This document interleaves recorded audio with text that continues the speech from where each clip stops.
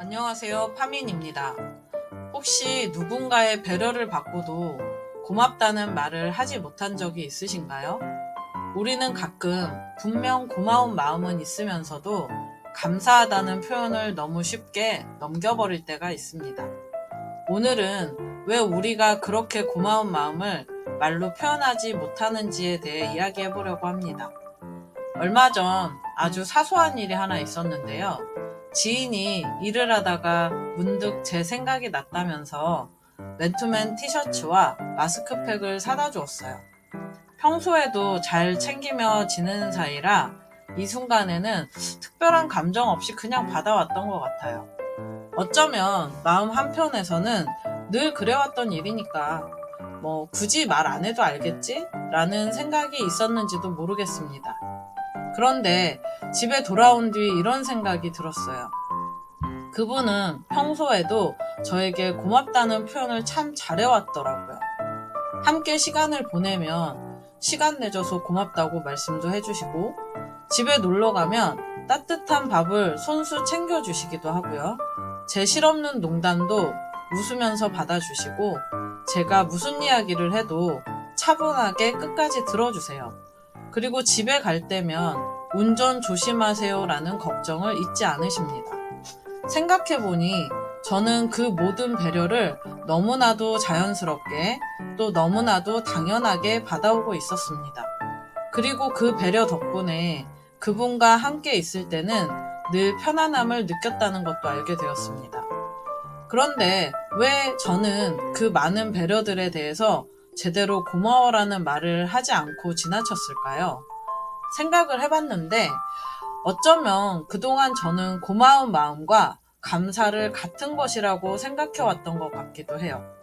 말로 꺼내는 건 괜히 어색하고 쑥스러워서 굳이 말하지 않아도 알 거라고 믿어왔던 것 같습니다.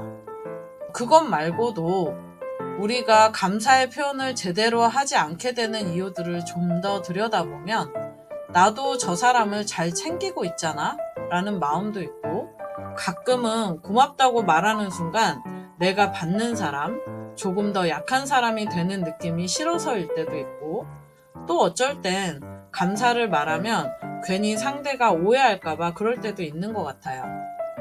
그래서 우리는 고마운 마음을 말 대신 다른 방식으로 처리할 때도 많습니다. 괜히 선물을 사주고, 괜한 잔소리를 하고, 상대가 원하지 않았을 배려를 더하기도 합니다. 고맙다는 말 한마디면 될 일을 말이 아닌 다른 것들로 대신해왔던 거죠. 하지만 돌아보면 그 많은 행동들보다 감사함을 말로 표현하는 것이 훨씬 쉽고 더 정확한 방법일 때가 많습니다. 그럼에도 우리는 왜 그 쉬운 방법을 선택하지 못할까요? 아마도 감사함을 말로 꺼내는 순간 관계 안에서의 위치나 감정의 결이 너무 또렷해지는 게 불편했기 때문일지도 모릅니다. 그래서 마음은 있었는데 표현은 늘 미뤄왔던 것 같습니다. 우리는 때때로 상대방의 배려를 무감각하게 받아들여요. 그리고 그 대상이 부모, 가족, 연인처럼 가까운 사람일수록 그 배려는 더 쉽게 당연한 것이 되어버릴 때가 많습니다. 이미 내 삶 안에 있는 감사를 다시 바라보는 일은 관계 회복을 위해서 좋은 방법 중 하나이기도 해요. 말없이 흘려보낸 배려, 습관처럼 지나친 친절, 의식하지 못한 고마움들을 의식적으로 다시 떠올려 보는 거죠.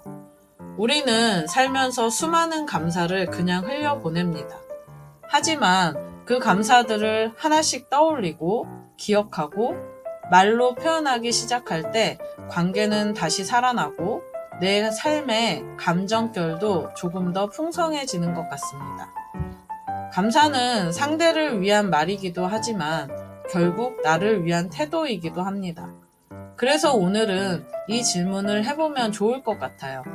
나는 고마운 마음을 무엇으로 대신해 왔나요? 어쩌면 이런 사소한 감사들을 말로 표현해 보는 것만으로도 우리의 삶은 조금 더 윤택해질 수 있지 않을까요? 저는 상식적인 중독의 파민이었습니다.